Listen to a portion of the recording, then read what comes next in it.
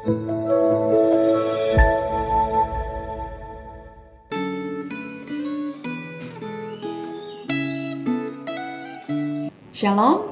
Bapak Ibu Saudara sekalian yang dikasihi oleh Tuhan. Pada hari ini kita akan bersama merenungkan sebuah tema Allah Hakim yang Adil. Mari kita berdoa untuk mempersiapkan hati kita. Tuhan, berilah pengertian kepada kami lewat firman-Mu, dan biarlah pengertian itu boleh Tuhan mampukan kami untuk menjalaninya sehingga kami boleh menjadi umat kepunyaan Tuhan yang menyaksikan Tuhan di dalam hidup kami. Terpujilah Tuhan, kami berdoa dalam nama Tuhan kami Yesus Kristus. Amin. Bapak Ibu Saudara sekalian, kita hari ini sampai kepada Mazmur 82 yang berbicara kepada para hakim yang harusnya menghukum kejahatan dan pada kenyataannya tidak seperti yang seharusnya, malah mereka memutarbalikkan kebenaran dan membela kelaliman. Mereka yang harusnya membela kaum yang lemah dan tertindas, tapi justru sebaliknya merekalah yang menindas orang-orang yang lemah. Sehingga yang benar bisa menjadi salah, yang salah bisa menjadi benar. Karena itu pemazmur menyerukan di ayat yang kedua, mari kita melihat ayat 2, 3, dan 4. Berapa lama lagi kamu menghakimi dengan lalim dan memihak kepada orang fasik? Berilah keadilan kepada orang yang lemah dan kepada anak yatim. Belalah hak orang sengsara dan orang yang kekurangan. Luputkanlah orang yang lemah dan yang miskin. Lepaskanlah mereka dari tangan orang fasik.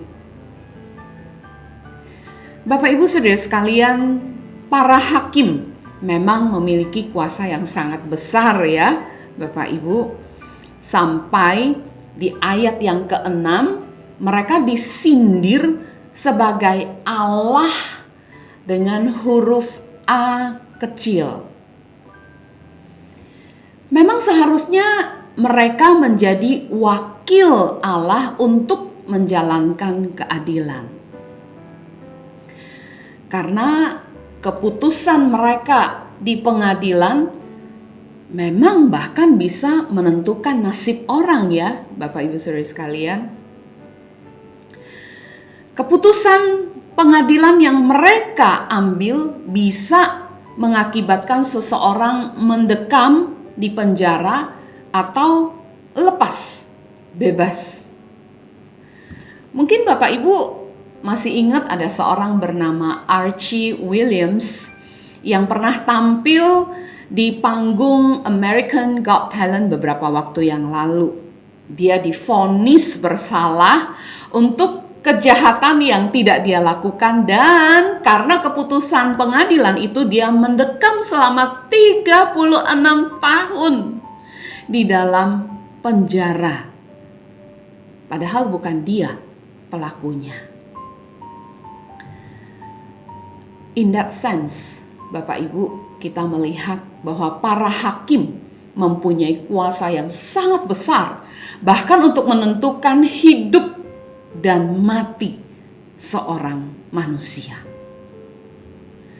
Bayangkan Bapak Ibu, orang-orang yang diberi kuasa yang begitu besar tapi kemudian menyelewengkan kuasa yang diberikan kepada mereka. Itu sebabnya kita melihat di dalam Mazmur ini dikatakan bahwa Allah Israel akan menghakimi para hakim ini.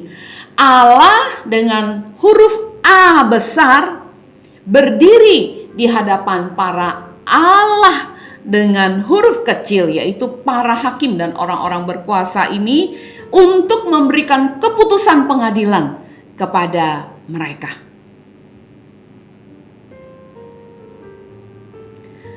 Karena kesewenang-wenangan mereka. Allah akan menumpahkan gemasnya, kata ayat yang ke-7. Mereka akan dihempaskan Allah karena menyalahgunakan kuasa yang telah Allah berikan kepada mereka. Bapak, Ibu, saudara sekalian, kita memang bukan hakim, ya. Tapi kita juga adalah orang-orang yang berkuasa, bukan? Di rumah kita, di tempat kerja kita, di gereja, di dalam masyarakat. Renungan kita pada hari ini mengajak kita untuk memikirkan bagaimana kita memakai kekuasaan yang Tuhan berikan kepada kita di dalam hidup kita. Apakah kita sewenang-wenang dengan anak-anak kita? Mentang-mentang kita orang tua, lalu kita boleh memakai kata-kata yang pedas, kata-kata yang menghina untuk membungkam anak-anak remaja kita yang menyakiti hati kita? Atau karena saya bos, maka saya boleh memberi gaji semau saya? Atau sebagai majikan, saya boleh menahan gaji dari pegawai saya semau saya? Atau memberi gaji dengan asas favoritisme?